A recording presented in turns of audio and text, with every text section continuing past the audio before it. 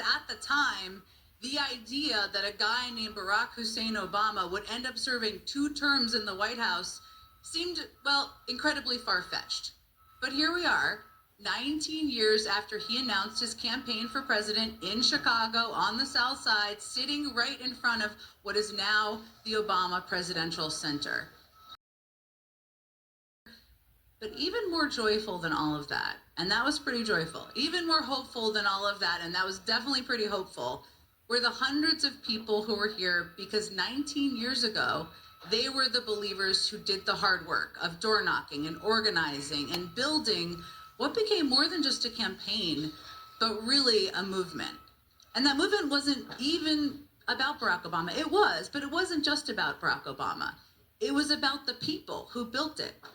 And it is very easy, too easy. I think we've all probably fallen into this on days like today when the alternative is a lunatic sitting in the Oval Office, to be lulled into the comfort of nostalgia, to remember and maybe even romanticize about what politics once was, when it was about much more hope and change, before it became as dark and demoralizing and chaotic as it can sometimes feel like in the present day.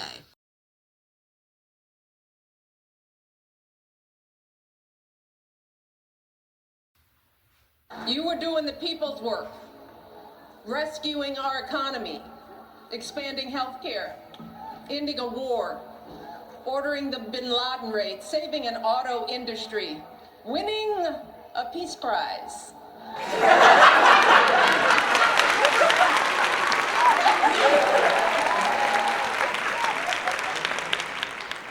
Now, if you were watching, you may have caught, there it is, right there on the screen, that laugh from Hillary Clinton and Bill Clinton right there from that line that Michelle Obama delivered. Now, after Michelle Obama mentioned the real peace prize that Obama actually won, that's when they laughed. Everybody laughed about that in the audience.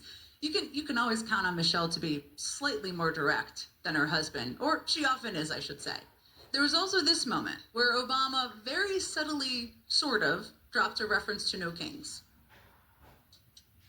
Since we're a few weeks away from America's 250th birthday, it is worth remembering just how radical the whole idea of self-government really was back in 1776. To that point, human history was a tale of conquest and caste and rigid hierarchies. A world where the strong dominated the weak, where power and wealth and status flowed through lineage, and the many were ruled by the few. But out of the fire and steel of a revolution, a different story took flight on this continent. A declaration that we are all created equal, endowed by our Creator with certain unalienable rights, and that in the newly independent United States, there will be no kings or lords, no serfs or subjects, but only citizens.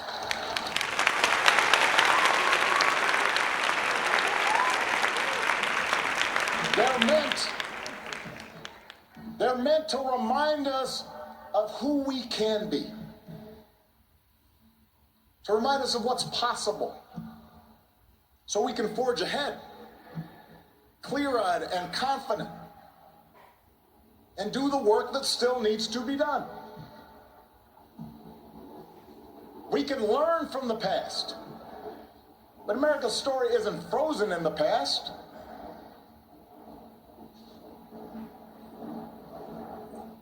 It has chapters yet to be written.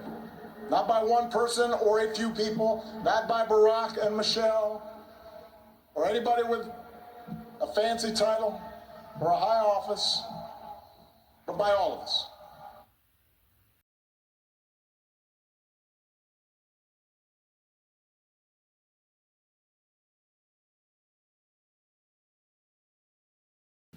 But in so many ways today was also a roadmap for the future. It was a shot in the arm as millions of people watching today look to the months ahead and to the road back to the White House in 2028.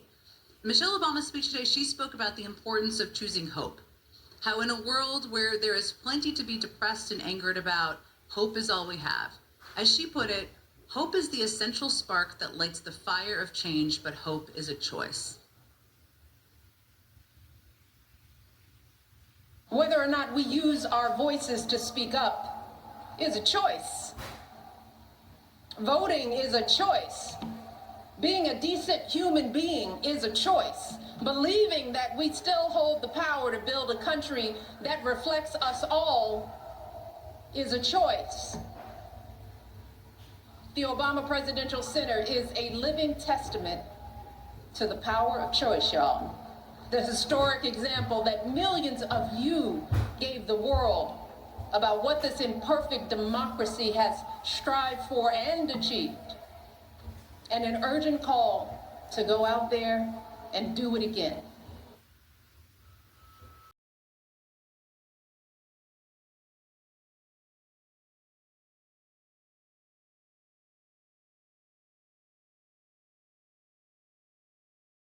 And at the end of his remarks today, President Obama called back to a quote we have all heard. The long arc of the moral universe is long, but it bends towards justice. He called for all of us to not ignore the realities of today, but to understand that our country has been in dark places before, and that it's only through hope and faith and hard work that our nation can overcome the moment we are in now.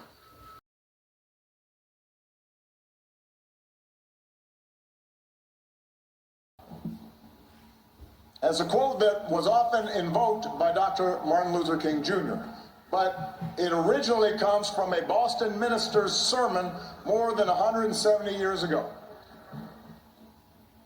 And at the time, the abolitionist cause seemed lost. The good Reverend was under no illusions about the perils and obstacles facing the abolitionist cause. His words offered no easy answers, no comforting assurances that he or his congregation would live to see the progress they so desperately sought.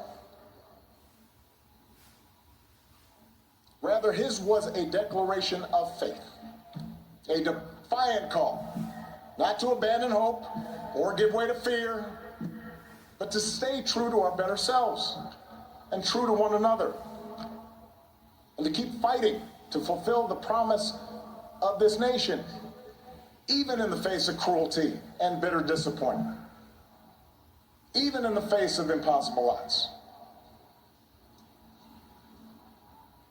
It is that spirit that we open the center.